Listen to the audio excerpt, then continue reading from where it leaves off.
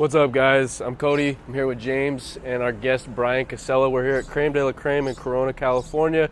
I'm happy enough to say that one of my clients owns this, and she was generous enough to let us use this place. So shout out to Julie Lamoureux and Creme de la Creme.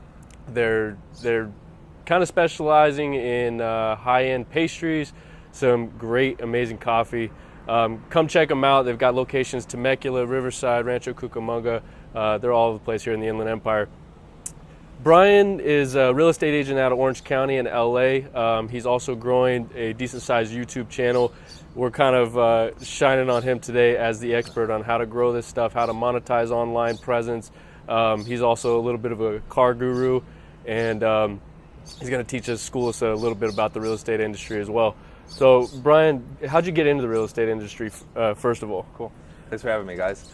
Well, the story about me getting into real estate was pretty funny. I remember it was a time I had stopped playing basketball. I played overseas for 3 years, and I had 2 really bad injuries. I had 2 ankle surgeries, and I decided, okay, I'm not going to play anymore. And when I came back to the States, I was like depressed. I was like, man, I played basketball from age 10 to 25, 26. What am I going to do with my life now? And I went through like a 12 to 18 month period where I was just like, I couldn't figure it out, right? I was very sad, very depressed. And I remember one day I said, okay, that's it. Like I can't be living my life like this anymore.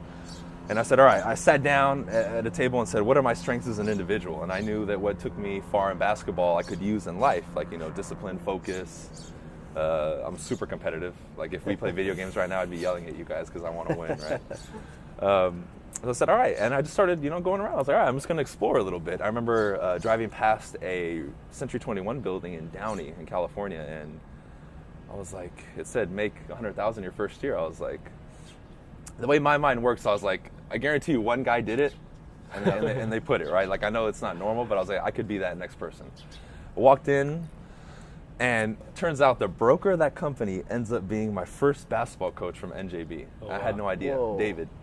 And, I talked to him. Long story short, we met in his office for 3 hours, and I was like, okay, I'm doing it. And I signed up for the courses, and then, the rest is history. But wow, that's crazy. Yeah, I took that mentality, though. I really, even before I got my license, was very, okay, I need to learn sales, and because I had no previous experience. I'm a brand new baby, no suits. Right. All I owned was wife beaters and shorts, and basketball shoes. So it was crazy. So take us back a little bit further. So you played basketball overseas. Where did you play at? In Spain and South America. Crazy. And what was that experience like? Incredible. It's like, you're a kid dreaming. I wanted to be in the NBA, of course, like a lot of other kids, but to be overseas playing basketball, getting paid to do what you love to do.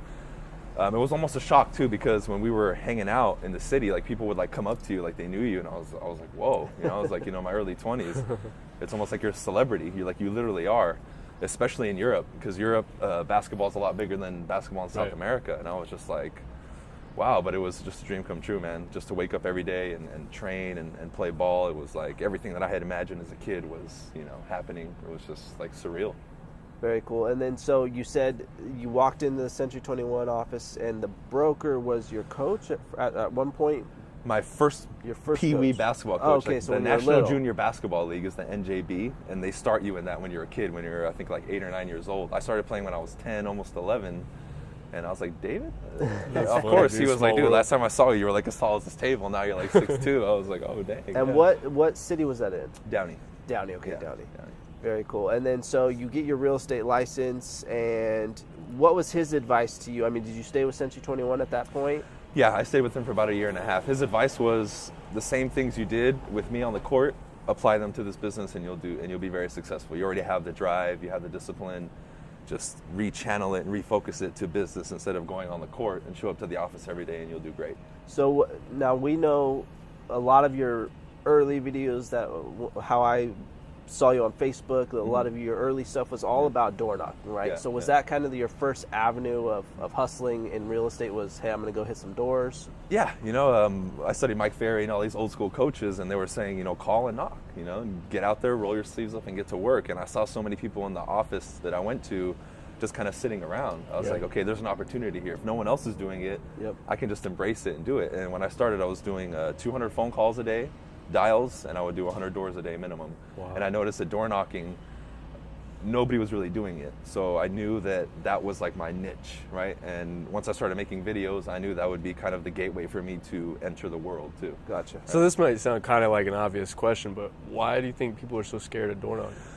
Well, we're conditioned in society to be fearful, you know, like, oh, don't do this, don't do that. And we're kind of like in our own little bubble. Right. And anything that, because whenever somebody steps out from the crowd, people start pointing at them like, oh, what are you doing? And then they kind of feel bad and they, oh my God, all this attention's on me. But that's literally what's required when you talk to every top person to be successful, is you have to step away from the crowd. Right. So that's just a connection I made. And people are fearful of rejection and judgment. I think that's the two things that people fear the most, is fear of death and judgment. Right. Like that's why when people go up to public speak, they're terrified, because they're scared of how people are looking at them and what they're thinking. Right. And I think that probably is the number one block that stops people from doing this, even though they know you can be successful if you do it. So when you get to the door, what's your easy way of kind of making that person at the door feel warm about you, rather than immediately just saying, get the hell off my porch? Right. Well, I mean, that's a process I've studied a lot. A lot of trial and error. One thing that really helped me that I know a lot of people don't do is just smile, man. Be pleasant. Right. Like, that's the biggest thing, is when I show up to a door, I step back a couple feet because I'm a big guy, and I'm very open with my body language, and I just smile. And it's funny to see some people open the door kind of neutral or mad, and when they see your smile, they naturally light up a little bit, and it's enough for you to talk to them. And I focused when I started on just the things, the intangibles that other people don't focus on.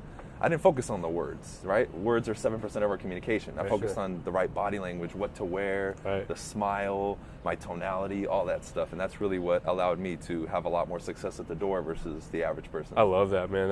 That's such a big part of communication.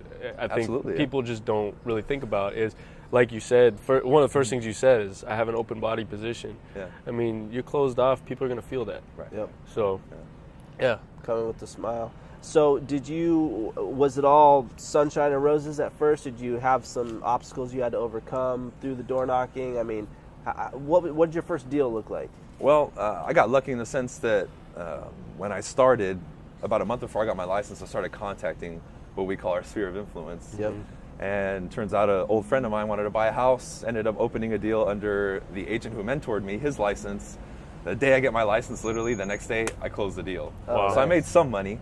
Right, but there was probably like a 2 to 2.5 month period where I was cranking out contacts, like 50, 60 contacts a day, and I wasn't getting anything. I was getting leads, but nobody was ready now, and I was getting frustrated. But what really helped me see the big picture was all the people who I talked to who were successful said, there's going to be a pain period, embrace it, and know that that pain period is where 90% of people bow out. You know, so that was always what I told myself, am I going to quit? You know, if I really want it and I deserve it, I have to stick with this, you know? And that's really that image of all the mentors saying that is really what kept me going, because when I sat there, I was like, okay, I can quit and then be like everybody else, or I can commit and just see it through. Right. And that's really what kept me going. Right. I'm experiencing that right now. We're hiring loan officers, and we're bringing them on, and, you know, a couple of them are brand new in the industry. And, you know, a couple months in, and I'm starting to hear like, man, this is tough, or, you know, why am I not getting any leads, or why? I'm like, guys, just consistency. Just keep the consistency. I promise you, you know, my mom's been in the industry 26 years. So it's like, I always just, in my mind, I mean, maybe I'm looking backwards, right? But in my mind, I'm going, guys, just listen. You've seen where she's been. You've seen where I've been. Just keep going. So I'm definitely experiencing that, but it's tough when you've been in the industry for a little while. Any industry, right? You've gained some level of success, and you have to kind of dumb it down back to like third grade level and go, okay, how would I restart this if I had to do it again? You know? So makes sense. So you had some success that you kind of parlay that into a door knocking kind of tutorial or like a how-to, right? You came up with the door knocking mastery.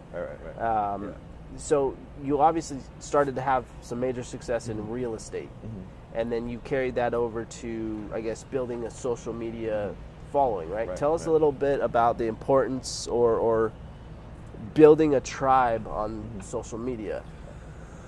Well, something dawned on me, guys, that, you know, we're in the year 2017 now. When I started, it was the end of 2013, and I said, you don't need to be discovered by Hollywood anymore, right? And this whole So online thing, I thought to myself, because I read a book, I don't know if you guys read it, Secrets to the Millionaire Mind by T. Harv Eker. Great book. I'm not read Okay. it yet. You read it? He recommends a seminar into the Millionaire Mindset Experience. I went, right when I read it, I stopped, I went to the computer and signed up. Met a guy there who's an internet entrepreneur, showed up in sweats. I was like, who's this guy? Turns out he's a multimillionaire online. Right. Talked to him a little bit. He's like, dude, you're not making any money online. What are you doing?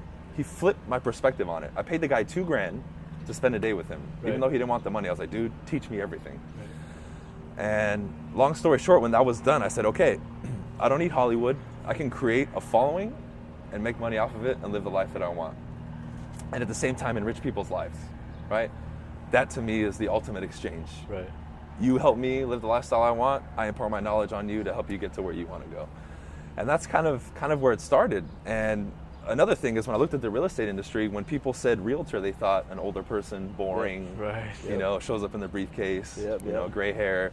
And I was like, I want to change that too, because their immediate perception was an older person and somebody who's amateur, not that good at what they do. Right. Yep. So I said, I want to flip the script.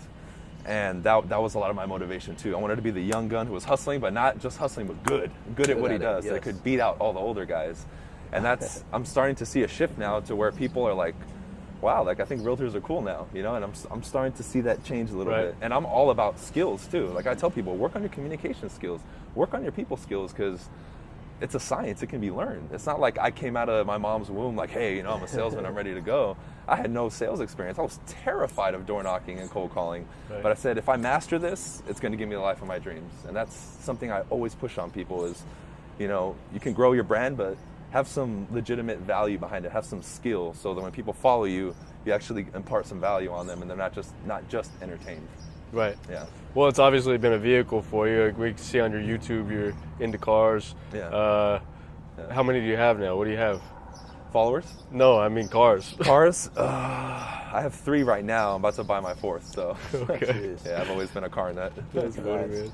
So you mentioned something just now that I think is really important about skills, right? Because it's easy to see someone having a lot of success online and think, well, it just must be easy. I know this, especially with all the TV shows about, $1 million listing and this and that. I think people think, oh, well, it's easy to become a realtor and just make a ton of money. Right. Like you just get your license and you stick a couple signs in the yard and business just comes to you. Yeah. Well, you're seeing that influx right now is everybody's jumping back into the industry because it's hot. Right. You're seeing people make money. Easy money, right? Right. Easy, it's easy money. Yeah, and I think that is important. I think people that don't know us, or even friends, family, maybe they do know us, but they don't see the everyday grind. You mentioned making 200 calls, knocking on 100 doors. I mean, that's the part people usually don't see, right? They see the sold sign, they see what the money from real estate gets you, the cars, the this, that, but they don't see, you screaming at a lender or trying to get a deal done or all the behind the scenes stuff that makes this industry tough sometimes. I don't think they want to see it. Right. That's the thing is they know it's there, but it's like they kind of want to shy away from it. Yes. No, well, it's like everybody knows, like, I tell people all the time, especially when I'm meeting with realtors for their business, right? I tell them all the time, I'm like, guys, the transaction's the easy part. If I'm getting into a transaction, you better, my client and everybody involved better expect 5-star service because we know what we're doing. Everybody in the industry should know what they're doing. That's our job. The hard part is getting the transaction, So it's like, I spend half of my time sitting with people that may never send me a deal, which a lot of times I look back and go, man, maybe that was a waste of my time. Yeah. But reality is it puts me in front of faces, it puts me in front of other people. Right. Somewhere I'm gonna walk by and connect with somebody. Right. You guys are the same way. I mean, James and I literally walk down Temecula sometimes, and everybody in the world knows who this guy is in Temecula. Yeah. And it was funny because when he and I first met a couple years ago now, that was literally what we said to each other. We're like, dude, I want to be walking down Old Town Temecula and people be waving at us and we not know who they are, because I just want to I want to at least have enough face in our local community to be able to build some business without having to work for every flipping phone call, work for every single, compete with the next guy, Let me ask you about that too, because as your presence grows on social media, as everyone starts to know who you are, even if you don't know who they are, I'm sure deals come to you easier now, right? I mean, you probably get phone calls or a text or a Facebook message. Hey, BC, I want to sell my house. Yeah. You know that, and that's not something you had to go out and knock on a door necessarily for. Now, it's a product of your past hustling, Right. so that's true. But how do you is there ever a time, or do you feel like you've reached a time now in your real estate business that you don't have to go out and hit as many doors? Yeah. You don't. I mean, Right. where are you at with that right now? Well, now that I've started building my team, it's almost now it's not out of necessity, it's out of wanting to do it, Right. you know, and I love taking out a new team member or going out once a week too and just door knocking for 2 or 3 hours. Like, I love it. I think, have you guys seen some of the interviews on that guy, Jordan Belfort, the Wolf of Yeah. Wall Street? Yep. Yeah, he Yep. says he gets off on door-to-door selling Right. and calling. Like, I do too, dude. It's fun. It's fun for me to take somebody who was in my shoes when I started and be Right. like, oh my God, door knocking. Then I just knock on the door and they're like, what did you just do, dude? Yeah. Right. It's like, cool. Well, what took me 3 years to learn, I can teach you in a month if you just buckle down. Right. That's fun, but it's to the point now where I really don't have to, man. I mean, I have 3 agents working under me now. I have an assistant, transaction coordinator. I could probably at this point step out completely and be good and Right. just kind of check in every once in a while. I'm not there yet, but I technically could. So Right. anything I do moving forward now is out of just the wanting to do it and just the natural hustle. It's not like I have to Right. survive, right? So when it comes to online, your main audience is right now, I mean, kind of by default is real estate agents, right? Yeah. You're doing a lot of like few minute, like a lot of your videos are a few minutes long about a coaching call, or not necessarily a coaching call, Yeah. but you're actually doing live calls on some of your videos and stuff, yeah. which I think is super valuable Right. because a lot of people can give you a script. Yeah. Not a lot of people can work through the objection Yeah, with right. you, teach Right. you how to deal with those things. So you've started monetizing that now. Talk a little bit about that and how you started that. Yeah. Well, I just kind of fell into it. Originally, I was like, okay, I just want to make a YouTube to document what I'm doing and then kind of create a following. I had a vision, kind of like you guys shared your vision of Right. walking down, Temecula in Old Town and people recognizing you. I kind of had that same vision out because always in the back of my mind, whether it was basketball, real estate, whatever, I wanted to be somebody who was known Right. here, especially in the United States. So that was always in the back of my mind. But what I really did with YouTube and real estate was I had the vision of changing the image, right, from the old non-professional person to a younger hustler who's actually good. But I really wanted to open the doors to the world to see, okay, this is what a realtor can do. Right. And that's really, I believe, what made the switch. That's why I started putting the live calls and saying, hey, I'm not just all talk. I can actually close somebody on the phone.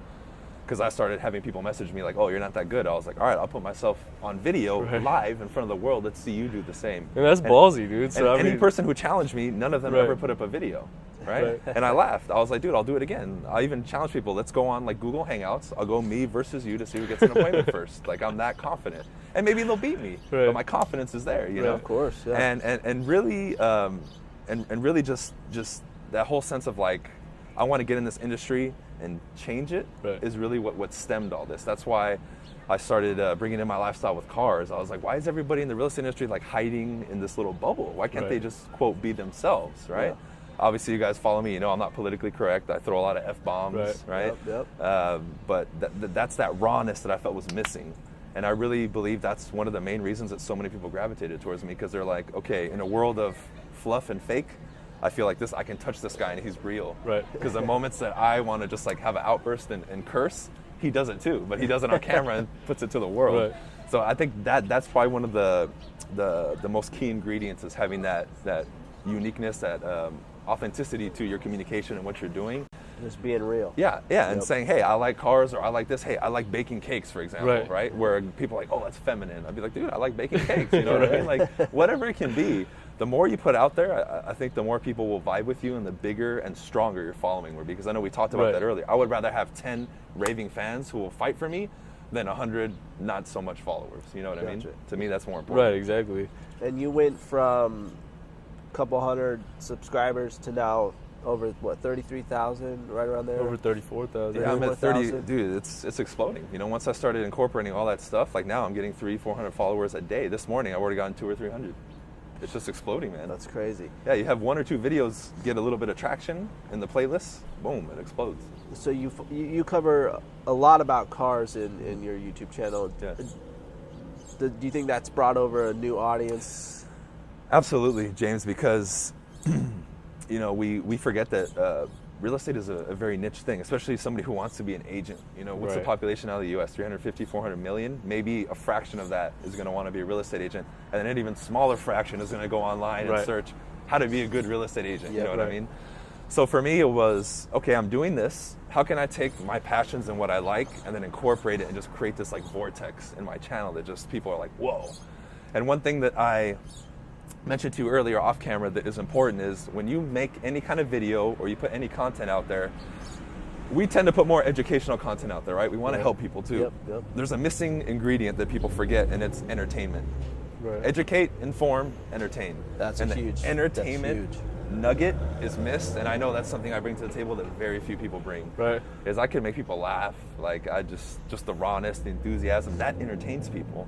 It's not the information. You can get a lot of the stuff that I say, probably 80-90% of it from a book or somewhere where I read it. But it's just the delivery of it, and you know, I encapsulate it. Like I'll take you guys on a cruise in my GTR, and I'll drop some knowledge on you.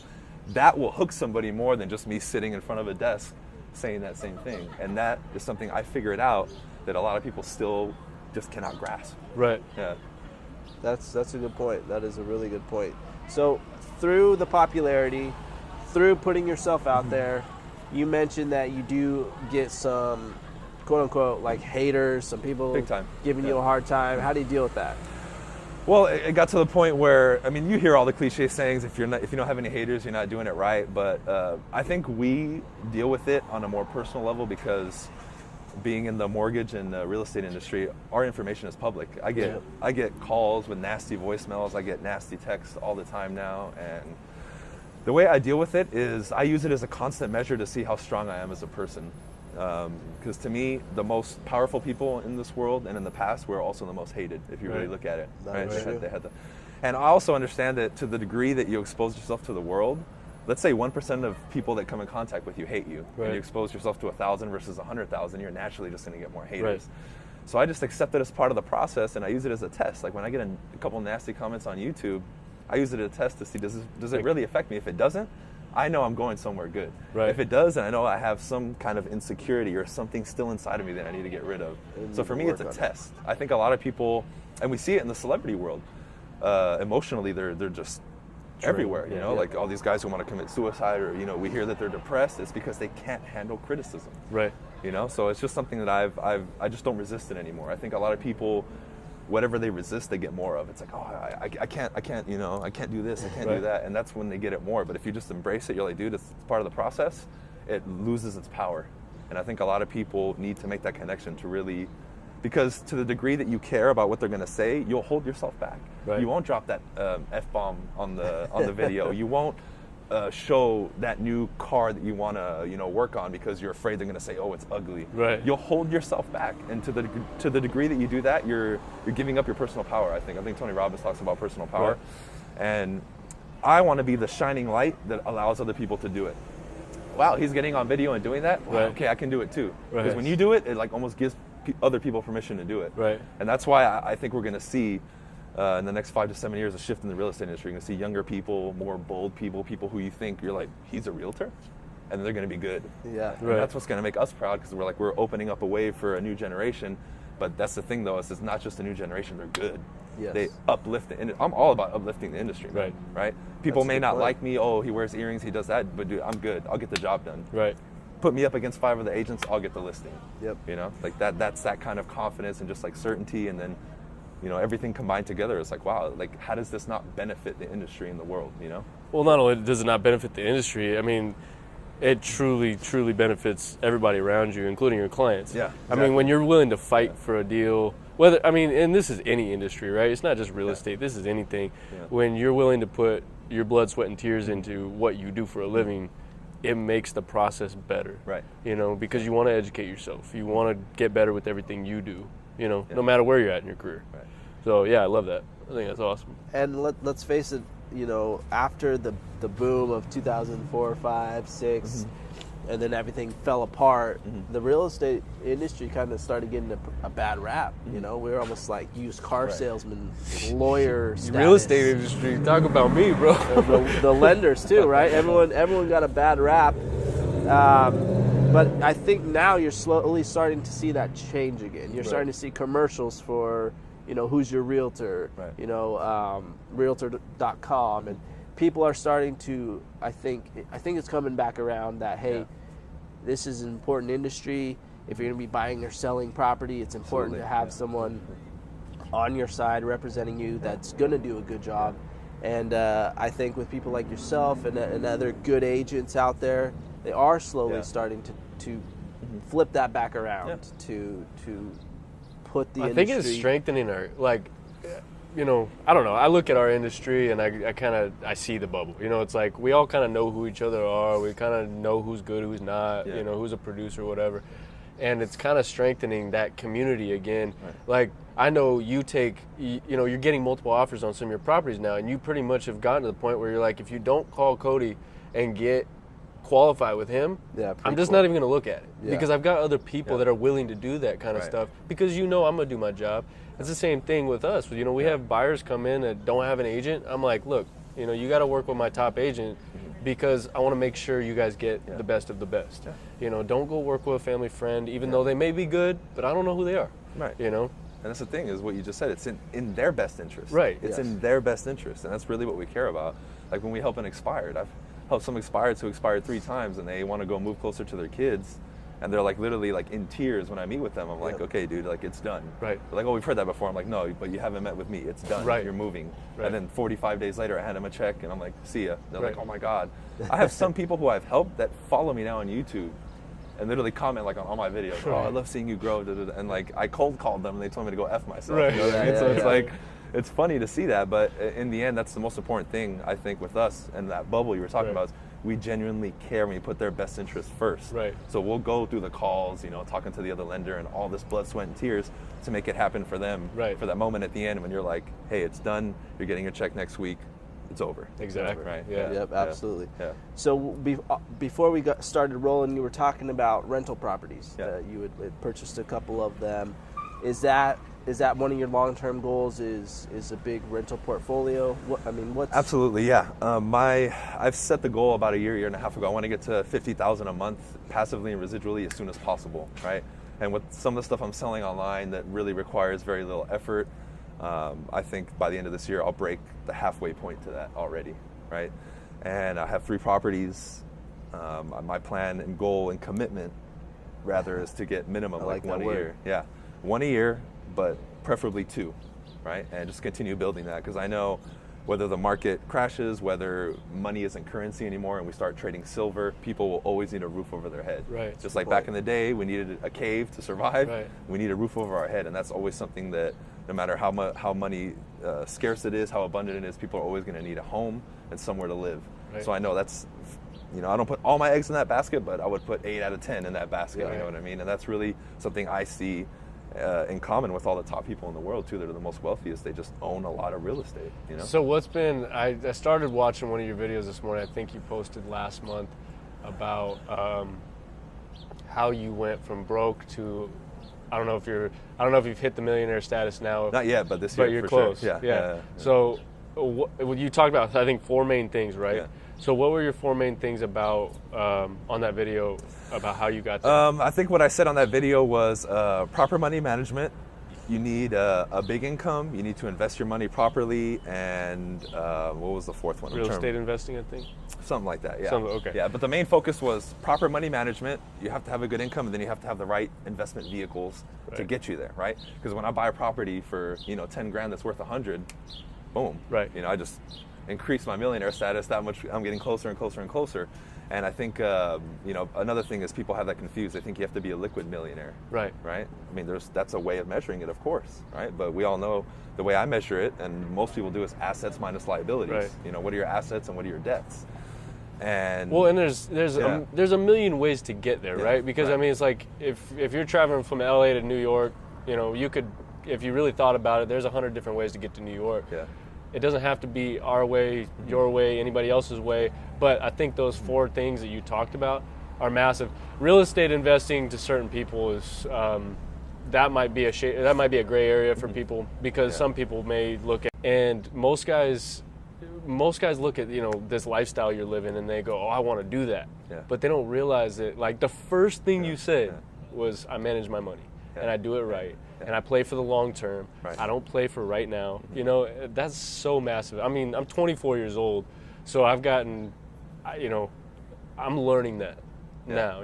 I've gone through a couple stupid years of wasting all my money, and I'm learning that too as a young guy. So it's cool to see somebody that's cool in the industry also teaching the right things too. Yeah, that's missing. Like when I tell people that I'm only living off 55% of my income max at any point, they're like, "What do you mean? You have all those toys, Right, the cars?" exactly. I'm like, "Well, dude, I'm doing it right." They think a lot of people. I have people who claim, message me all the time. "Oh, I know you don't make any money. You're about to die." I'm like, "Okay, dude, sure." Like, okay, cool. It's like because they think it's like impossible to have that lifestyle and manage your money Right. properly. They think you're just blowing it. But that's why with all the stuff that I do, even in all my products that I sell, that's the focus. You need to have the right foundation and the right information Right. for you to grow, and that's missed. A Right, lot of people, like, I see it online all the time. That's why I made that video yesterday about people are saying, "Oh, everybody has a Lambo." I'm like, what are you talking about? Like, everybody, like, what? I thought that was hilarious. Yeah, and a lot of people are flashing that, and they do fall in that category of they don't manage their money properly. They just want a following. That's why I said you have to be real with people, man. That's really what keeps people around, and long term will help you just explode. Money management is huge, because if you could make $1 million in a year, if you spend $1,100,000, you're 100 in the hole, right? Yep. So, Well, and I think that's the easiest mistake to make, is the more money you make, the more you end up spending. So Yes. that's a rule I've kind of put on myself too. Yeah. Because I literally have, I own my own business, so a lot of my distributions go into an account that I don't even see. And I've made that so easy on myself just to say, I'm not touching that stuff. It's going into investments and other things. But it is hard to do, because you go, damn, I'm making good money. I could go buy this new car. I could go buy this new house. I could go do this, Extreme discipline, man, for sure. And that's the thing, is when people start to increase their income, they raise their lifestyle with it. Right. You can't do it. Right. Yeah, I would say triple or quadruple this before you even take this up one notch. Right, Yep. exactly. Yep. You mentioned another thing on the four things that were important to, I guess, building wealth, but increasing your income, right? You said you got to have a big income. So what do you tell someone that maybe right now they have a 9-to-5 job, they're only making 30 grand a year, Yeah.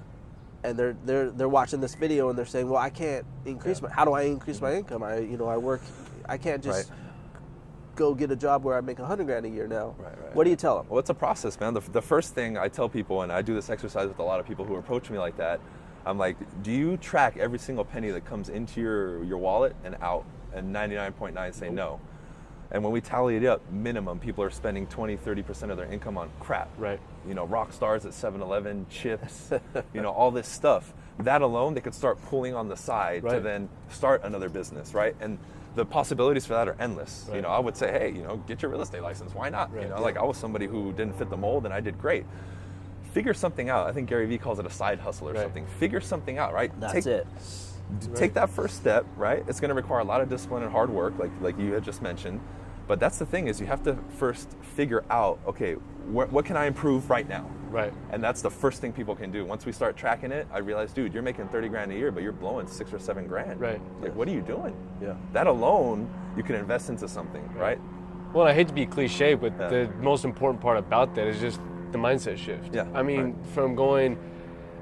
it's like people just get into this rhythm in life where their career is their life. Like, I go to work, I go home, I sleep. Right. Yep. It's like, for most people, there's an alcoholic drink somewhere in there too. Yeah. And the problem is that we've just gotten into this, like, most people need to shift their mindset to go, this is my life, and this is my vehicle of how I live my life. Right. To be honest, I don't care about mortgages. I love my clients, I love the people I work with. I don't care anything about mortgages, but it has been a great vehicle for me to build my life the way I want it. And I know James can say the same thing. Yeah, and I think too, so you're making the 30 grand a year, and what you said, that you go to work, then you come home and you watch Netflix for 4 hours, and then you go to sleep. and then that just repeats, right? Yeah. And then on the weekend, you're out at the bar, you're out here, you're out there, you're spending money on stupid shit, and it's just this never-ending cycle. Then you wake up when you're 50, and you're like, what happened? Right. I think it's important that, hey, if you do want to increase your income or you do want to go somewhere, it's going to take sacrifice and hard work, and that might mean that you come home and you start working on your side hustle, right? Yeah. Like, so you work your 8 to 5, then you work, from 5 to midnight on whatever it is you've got to build to get you out of that 9 to 5, right? So yeah, I tell young kids all the time. They're like, oh, it's funny. I have kids that follow me that are like 13, 14. Right. And they're like, dude, I'm 13. I don't have anything that you have. My life is over. I'm like, dude, like, relax.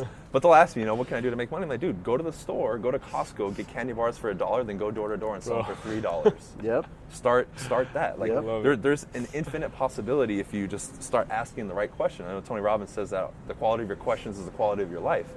And that really clicked with me, and I said, okay, how can I, with what I have, what can I do? And when I tell that to somebody, like, wow, I would have never thought of that. I'm like, because you're not asking the right question, man. You have to sit there and, like, use your mind. Right. You know? Gotta want it. You gotta. That's the easy way to put it. You just kind of want it bad enough. You gotta want it bad enough. I remember I was working a 9 to 5 before I got my real estate license, and I was tired when I got home. I had kids, a wife. I didn't feel like doing a bunch of studying for my real estate exam. Right. But at the end of the day, I knew, okay, it's like getting a tattoo. It's like there's only one way to get a tattoo. You have to get it done. Even though it hurts, it sucks. If you want a tattoo, you got to sit through the pain. Right. Same with if you want to make the money, if you want to get to another level, you got to go through the pain, the hard work, the time that it takes to get to the next level. Absolutely. Right? I agree. So what's next? What's next for BC? We'll start wrapping this up. But what's next? Is there anything coming up next that we should be? I know you've been putting out there. You got a couple different podcasts that you're doing. Yeah, right? I'm doing a couple podcasts. I'm starting to speak now. Like, I just spoke in San Diego at the Association of Realtors. I'm going to be speaking next month in July at the Beverly Hills Association over there in LA.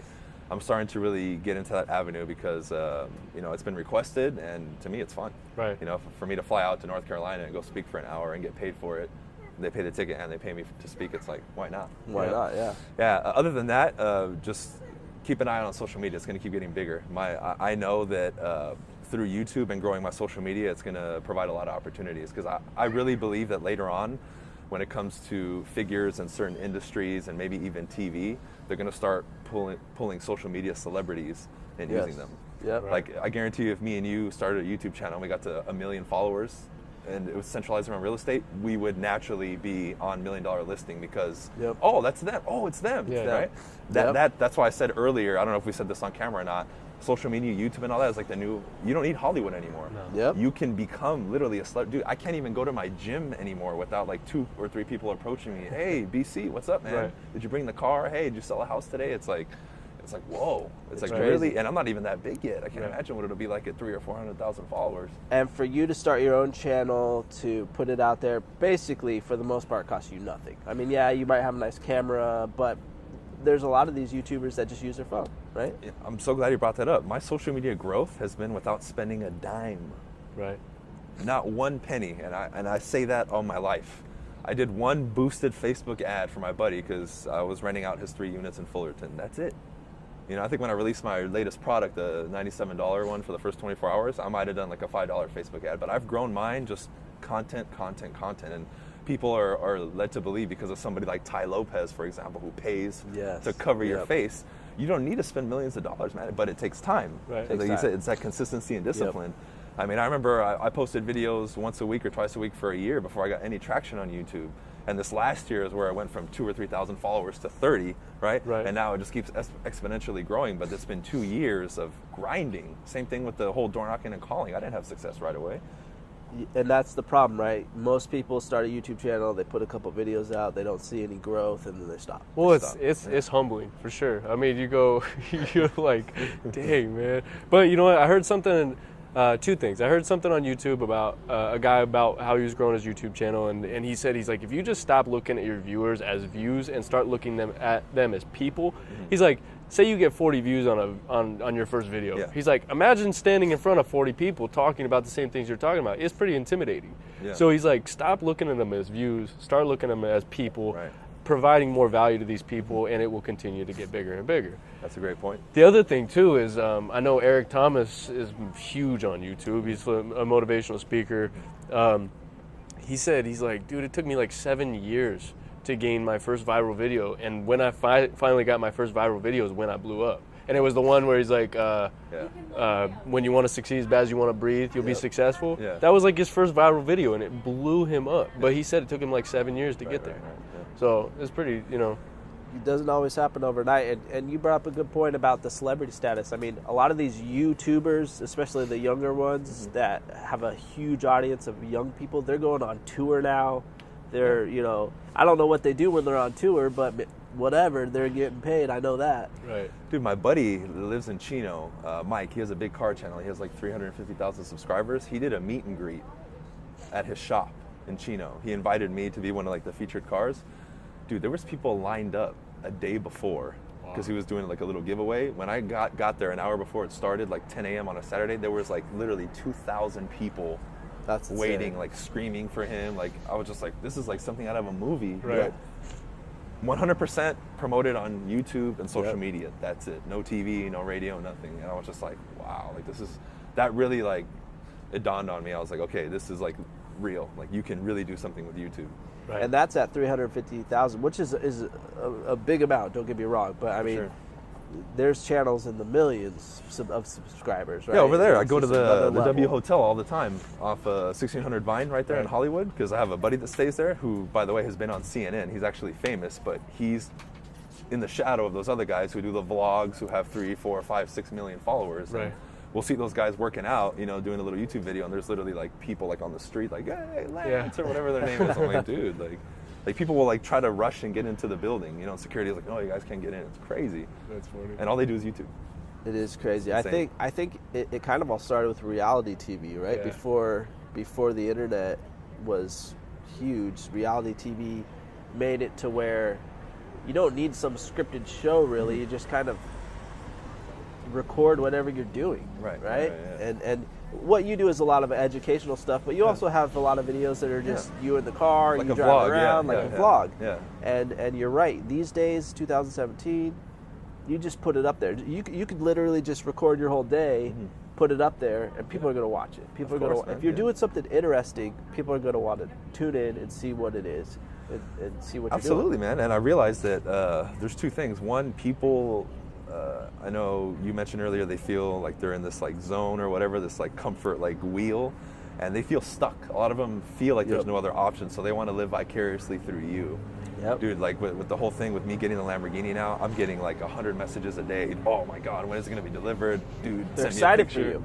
Yeah, Right. yeah. But they feel themselves living through me, right? Yep. And that's kind of what this whole social media thing has created, and that's why a vlog will be liked by so many people. It's because they feel like they're with you, like hanging out with James, like, oh man, I'm with him, like I'm here in his car and in his house. It's so cool.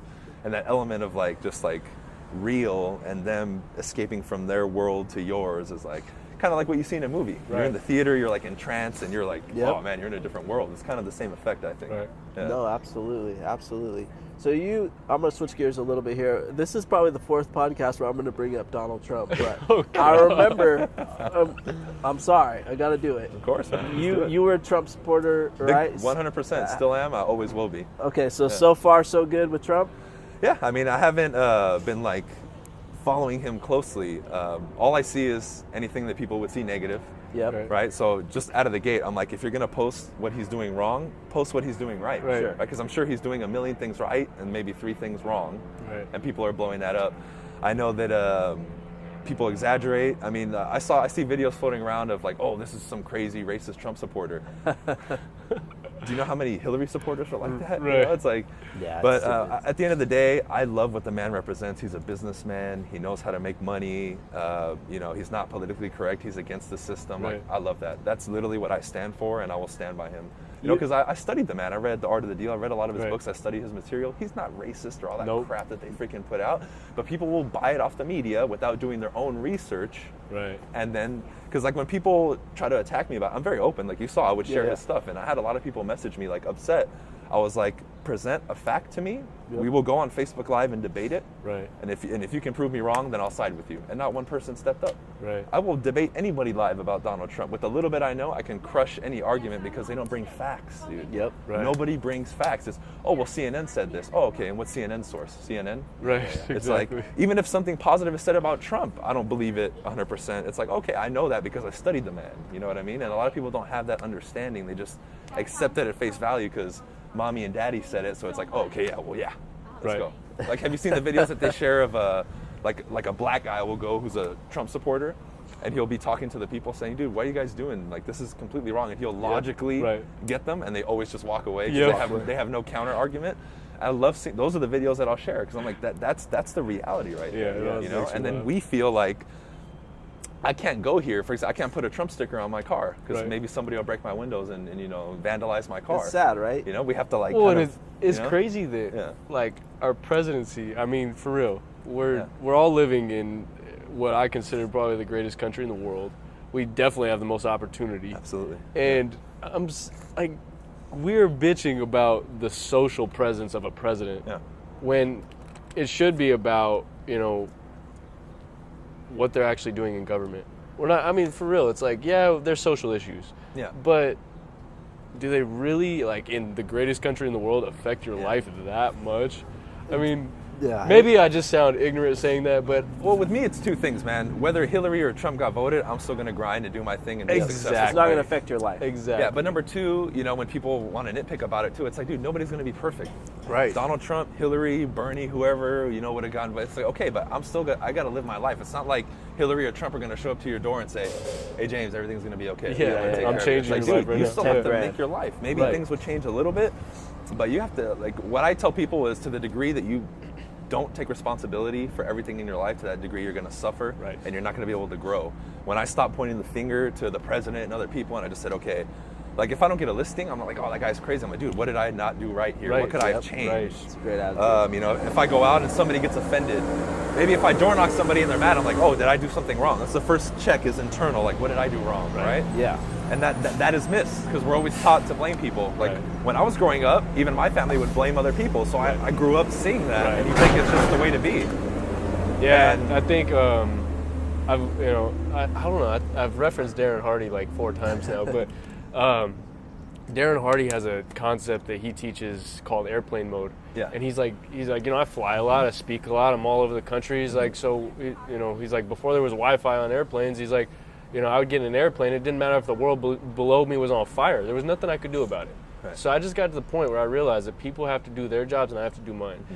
And yes, I can do mine to a very, very high effective level, but I can't go do somebody else's job that I don't have the education to do or the resources to do. Right. And I think that's kind of the position that I think we have to take in our own lives. It's just like, hey, look, I'm here to do me, and if I can affect a massive amount of people around me, great. In a positive way, great. But I can't go sit in a president's chair and do his job because I don't know how. Exactly. I'm glad you brought that up because this whole thing, the whole like bombing incident, I tell people, who are we at this level, not knowing what that man has to go through to judge his decision in that situation when he has a whole nation's and the whole world's lives at stake and everyone's looking.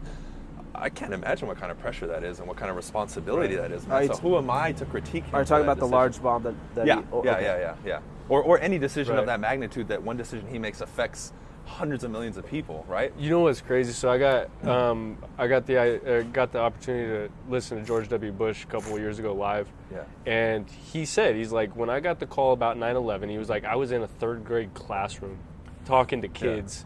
He's like, they pulled me out of the classroom, said it was an emergency, took me into the hall. He's like, I got the information about it. He's like, what was I supposed to do? Look those mothers in the eye and tell them I'm gonna do nothing about it? Right. He's like, yeah, I got criticized for it, but I got to stand up for my country, And so that when he put it in that perspective, which I agreed with his decision at the time, but when he put it in that perspective, it's like, look, if I'm a dad looking at my daughters right here, and somebody comes in and threatens my daughters, I'm gonna be a dad, and that's kind of the mindset that he had to take on that. Yeah. You don't strike me as someone that really probably watches the news, or because it's all negative, right? Yeah. A lot of it's bullshit anyways. But I mean, it seems like, just scrolling through Facebook here and there, that this country is the most racially divided that it's been in a long time. Would you agree with that? Or what's your take on that? Because I growing up, I never even really thought about race that much. I mean, yeah, here and there you'd hear something, but I feel like every day it seems to be this racial tension, and it seems to be fed by the media, the news, Facebook. I really believe that they're just putting it out there. Like where I grew up, my family immigrated from South America. I grew up in like downtown LA area, a little bit south, where it was all black and Hispanic. We all got along. Yeah, there's gangs and all that crap, but I've never really experienced, just like you, I never was like, oh, he's black. He's like, I didn't care, dude. Like, so I think there's always going to be issues, man. Like I've toured different parts of the U.S. and I've met, white people, Asian people, black people that are all racist, but that's like in that little community, right? But what the media does and perpetuates, it's like this everywhere. Yes. Dude, when we go out, like, let me take you out to downtown LA. Right. Who in there is racist? Nobody cares, right? It's like a fraction of the population, but since they put it out there in the public's eye, they're like, oh, what do you think? It's like, oh my God, half the world's racist. We need to be careful.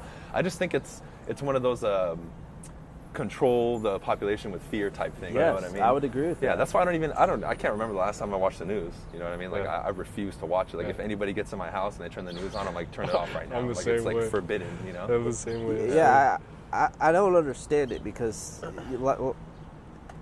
I don't remember it being this way as a kid, and like you said, there are small fractions of people that are racist, but in the big scheme of things, I don't know. It feels like some higher power is trying to just pit everyone against each other. It's really weird. Yeah, now with the internet, the whole world can see that one little city in Arkansas or Mississippi, and all of a sudden, because they show two incidents that maybe happened a year apart in 2 days on social media, it's like, oh my God, it's happening every day, and then this whole thing just perpetuates and it explodes and it gets blown out of proportion. And then when you have people like Hillary or people that are saying, well, black people, you have a target on your back. As a black, if I was black, I would start thinking, well, shoot, if I was hearing that everywhere, all of a sudden, that hey, I'm being targeted. It puts you in that mode. It puts you in the fear mode. Then you all of a sudden are thinking, well, I'm not going to trust anyone of the other race. So I don't know.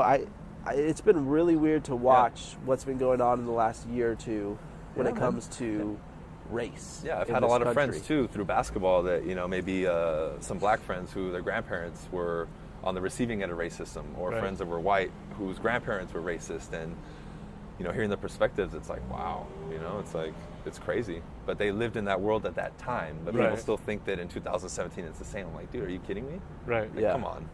Yeah, but in a weird way, it's almost like the media has pushed it to go backwards. Right.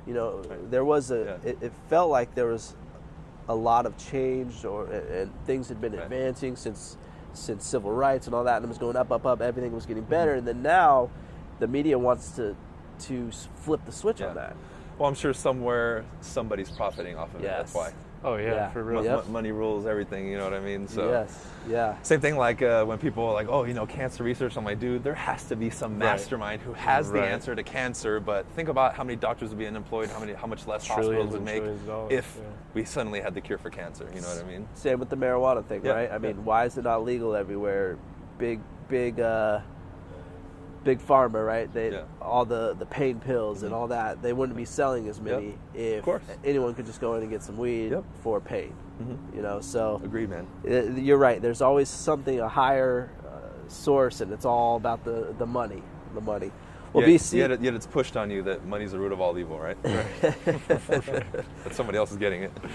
Well, it's 10:27. I know you got to get out of here at 10:30. Is there anything else you want to touch on? Is there anything else you want to say while we're here? Give a plug to all your stuff. So YouTube, where can they find you on YouTube? If you guys just search at Bryan Casella, BryanCasella, you'll find me. Twitter, Instagram, YouTube, my website, bryancasella.com. I have all my stuff on there. And then what about the podcast? Where can they go listen to the podcast? That's on iTunes and Podomatic, both of them. And it's called Money, Power, and Influence. Money, Power, and Influence, and iTunes, everything. Yeah. Is it on Stitcher Radio? I'm not sure. I don't think so. We got to get you on Stitcher Radio because that's another cool. good. We'll talk about that. Cool. Well, thank you, BC, for coming you guys out. for We having me. appreciate Yeah, it, of and course. we'll have to have you on again in the future. Let's do it. Cool. Thank you. Cool.